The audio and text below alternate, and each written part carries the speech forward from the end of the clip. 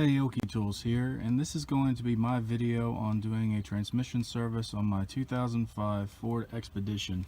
This is pertinent for all 4-speed 4R70W and 4R75E automatic transmissions for model years 2003 through 2006. First thing I like to do before I actually climb underneath the vehicle is I like to go get my hand pump and put it down the transmission dipstick tube, as you can see right there and right there, and I like to go ahead and put the tube down there and go ahead and suck out as much as I can. I can usually get about 4.5 quarts, so that's 4.5 quarts you don't have to worry about later when you actually climb under there and start draining it the rest of the way, and it makes it a lot cleaner and a lot less fluid to have to deal with.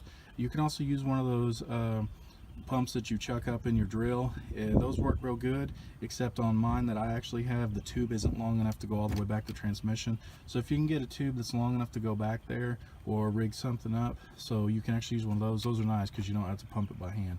So we got the vehicle safely jacked up. You need to do safety first on that. I like to put my jack stands on either side, right here on the frame and over there, as you can see, and then I like to put the jack back on the front there on the frame, just so I have 3 points of contact.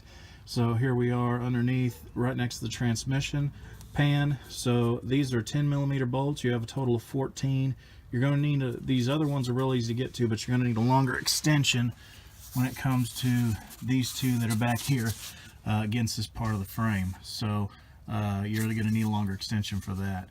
But you go ahead and take all those off. I usually start at the back so I can have my drip pan here and let it drip into there, or you can start at the front, whichever one you'd like. But since the vehicle's jacked up and everything's kind of flown to the back and we've already taken some fluid out, most of it's going to be back here anyway, so I like to let it drip right in there. Okay, so there we got the pan off. It's sitting over there, and we'll have to clean that magnet and everything.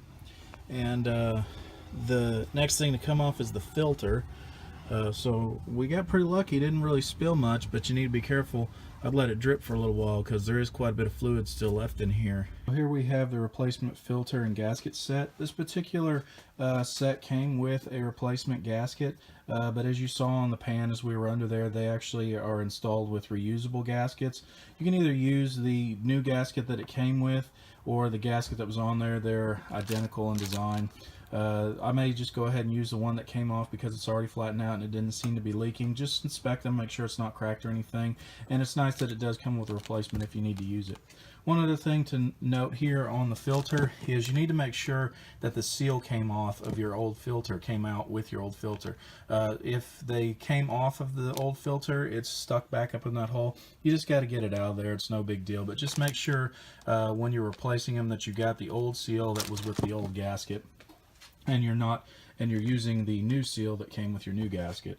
I get them back out of there if it comes off with this simple brass seal puller. These are real easy to make. I made this one, and it's nice because they don't mar anything up. This is the fluid you want to use, the Mercone V. Don't use the LV or the universal stuff if you can avoid it. This is what the manual says you need to use, and I would recommend you use it. This is real affordable. I got this stuff at Walmart, and they're available all over town from auto parts stores and stuff like that. The way I determine how much I'm going to put back in is I try to collect as much as I can when I'm doing the change on it, and I measure it all out in jugs, and I find out how many quarts came out, and that's how many I put back in, and then I adjust based off of what it says on the dipstick. So that's a good way to figure out how much came out and how much to put back in, so you don't overfill it or underfill it. The hole I was talking about where that seal might be for the filter is right here, and it was actually right there, and I just pulled it out. You just need to be aware and don't use anything that's going to mar that up or create issues, because you don't want to mess with any of those surfaces. So there's your transmission pan. You want to go ahead and clean it out in there. There's your magnet. You want to make sure it's all good and clean. Take it out of there and get all the debris that's on there off. You also want to make sure you clean your flange so it's nice and clean to either accept your new gasket or the old gasket after you clean it up when you're doing a reinstall. One thing you want to check for when you're looking in here is make sure there's no metal shavings or anything in there that would belie something that may be wrong with your transmission. When I took mine out, it was just a little dirty, but cleaned up real nice and didn't notice anything suspicious. There we go. We got our new filter on, and we made sure that it's got its seal on there. If you have this little piece left over after you're done, don't worry about it. That's something involved at the factory when they're installing the dipstick and the filler tube. The dipstick comes down and pops that in, and it just comes down into the bottom of the pan, and when you go and do your first fluid change, you just get rid of it, no issues. So the pan's cleaned up, surface there is cleaned up, and it looks like our original gasket is good to go. No breaks or tears or anything. Just go ahead and clean up this flange right here, so it and the gasket and the pan will all made up nicely, and we'll be ready to fill it up. So we got the pan on there, and we got all 14 bolts in place, and they have been bolted down to 120 inch-pounds, and you want to do that in a crisscross pattern. Got all the old transmission fluid drained out of the drain pan, and I put it into these two jugs right here that I'm just using for waste jugs to measure it out. So as you see here, we have 5 quarts in this one, and we have 1 quart in this one.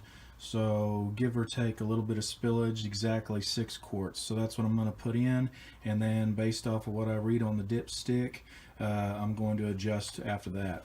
Remember, when you are reading from the dipstick, you need to have the vehicle on, you need to have cycled it through the transmission through the gears, and you need to have it warmed up before you take your reading. This was my video doing a transmission service on my 2005 Ford Expedition. Thanks for watching.